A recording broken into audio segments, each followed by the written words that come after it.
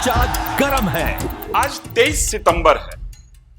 अनुमान किया जा रहा है कि महज 10 दिनों के बाद बिहार विधानसभा चुनाव के लिए आचार संहिता लागू हो जाएगा।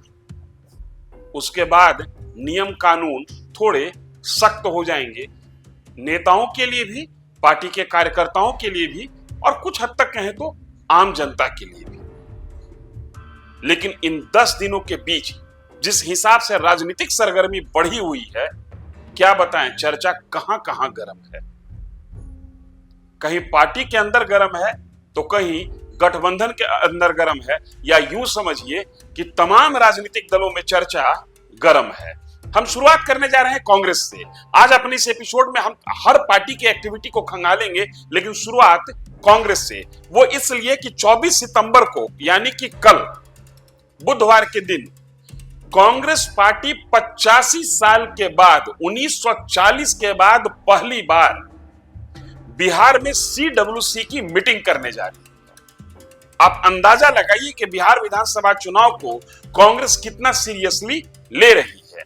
जो लोग कांग्रेस के सीट बार्गेनिंग और सीट शेयरिंग को लेकर अटकल लगा रहे हैं या उसे हल्की बात समझने की कोशिश कर रहे हैं, उनको कांग्रेस की जो रणनीति है, कांग्रेस की जो मनस्थिति है बिहार को लेकर, उसको समझने के लिए CWC की मीटिंग का आयोजन काफी है। कांग्रेस के तमाम दिग्गज यहां जुटेंगे और ऐसा अनुमान लगाया जा रहा है, ऐसा इशारों में कहा जा रहा है कि हो सकता है कि कुछ सीट पर प्रत्याशियों की घोषणा भी हो जाए। और यह उस समय होगा जब कांग्रेस जिस गठबंधन में है, महागठबंधन में, वहां की सबसे बड़ी पार्टी ने यह अनाउंस कर दिया है कि बिना सीएम फेस के हम चुनावी मैदान में जाएंगे ही नहीं। इसलिए यह भी अनुमान लगाया जा सकता है कि सीएम फेस होगा कौन महागठबंधन की ओर से, इस पर भी कांग्रेस अपना रुख कल साफ कर सकती है। मैं शुरू में कहा कि बिहार विधानसभा को चुनाव को कांग्रेस किस तरीके से ले रही है, इसको ऐसे भी समझिए कि राहुल गांधी के बाद अब राहुल गांधी की बहन और कांग्रेस पार्टी की सबसे बड़ी आज की तारीख में कहें तो मास पुलर लीडर प्रियंका गांधी की भी बिहार चुनाव में एंट्री होने वाली है। ऐसा कहा जा रहा है कि 26 सितंबर को प्रियंका गांधी मोतिहारी आएंगी। हर घर अधिकार रैली करने वाली है। इसे कहा जा रहा है कि यह कांग्रेस का ऑफिशियल चुनावी शंखनाद होगा। लेकिन इस शंखनाद के पहले कांग्रेस में एक विवाद शुरू हो गया है। मोतिहारी में ही कल कांग्रेस पार्टी के दिग्गज नेता, बिहार कांग्रेस के सबसे बड़े नेता अखिलेश प्रसाद सिंह ने मोतिहारी जिला कांग्रेस कार्यालय में बैठकर प्रियंका गांधी के आने की सूचना पत्रकारों को दी।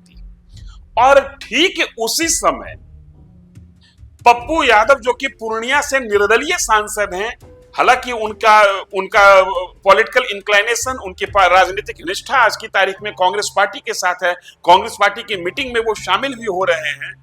ठीक उसी समय जिस समय अखिलेश प्रसाद सिंह मोतिहारी में जिला कांग्रेस कार्यालय से इस बात की जानकारी साझा कर रहे थे पत्रकारों के साथ कि प्रियंका गांधी आने वाली हैं, उसी समय पप्पू यादव सर्किट हाउस में इसी बात की जानकारी दूसरे खेमे के दूसरे पत्रकारों के साथ साझा कर रहे थे।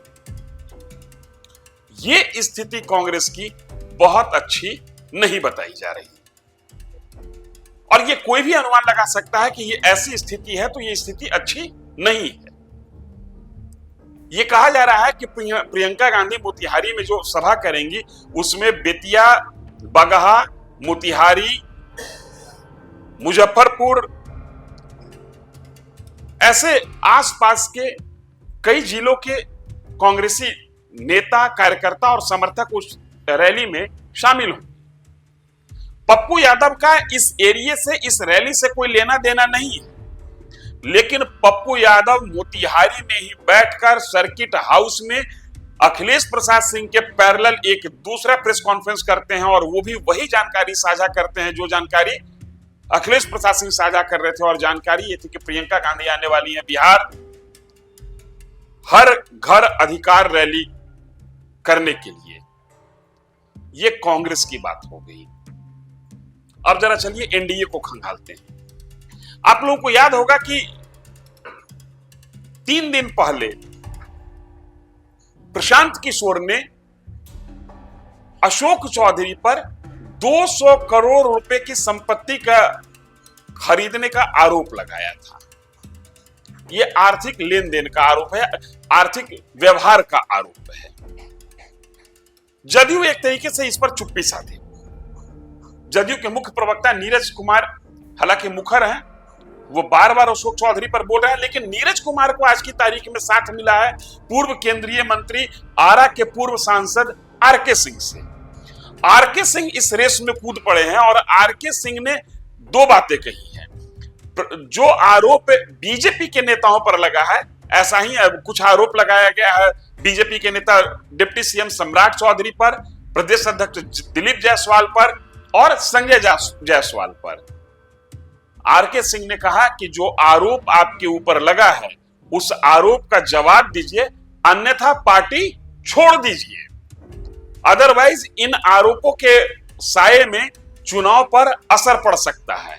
अब जरा एक बात समझने की कोशिश कीजिए। आरके सिंह ब्यूरोक्रेट थे।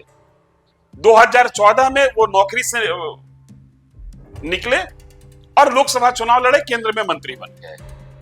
संजय जायसवाल और दिलीप जायसवाल पुराने राजनेता हैं। संजय जायसवाल कुछ दिनों के लिए आरजेडी में गए थे, लेकिन कमोबेश ये भाजपा के नेता रहे हैं। सम्राट चौधरी पुराने नेता हैं, राष्ट्रीय जनता दल हम से होते हुए वो बीजेपी में आए।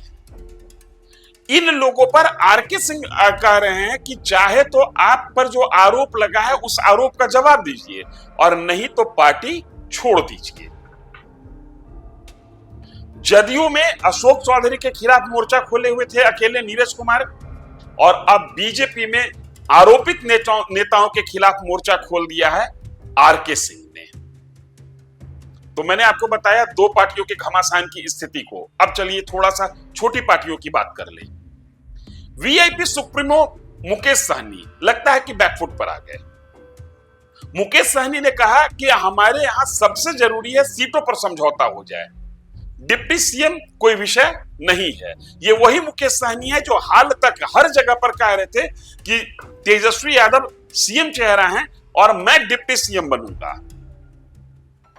कई लोग ऐसा कहते भी थे कि जब सीएम पर ही सहमति नहीं बनी है तो आप डिप्टी सीएम बनने का ऐलान कैसे कर रहे हैं खुद के बारे में।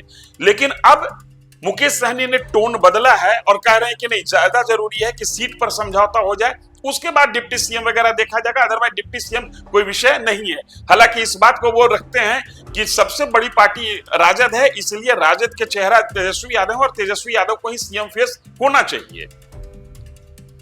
लेकिन अपने बारे में कहना अब उन्होंने बंद किया है। इसका मतलब भी कुछ जरूर है, आप समझ सकते हैं। उधर एनडीए में चिराग पासवान ने फिर सीट समझौता को लेकर सम्मान और आत्मसम्मान की बात कर दी।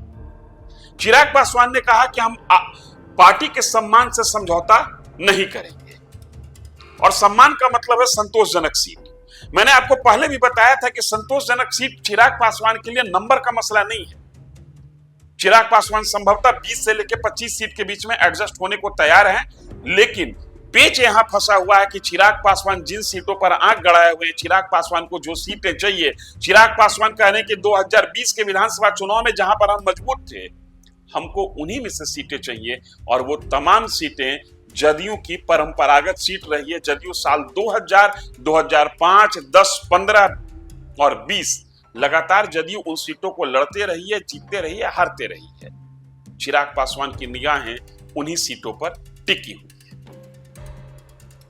कुल मिलाकर बिहार की राजनीतिक सरगर्मी जो बता रही है कि जब तक सीट बंटवारा न हो जाए तब तक यहां पर तापमान, पॉलिटिकल टेम्परेचर, राजनीतिक तापमान हाई रहेगा।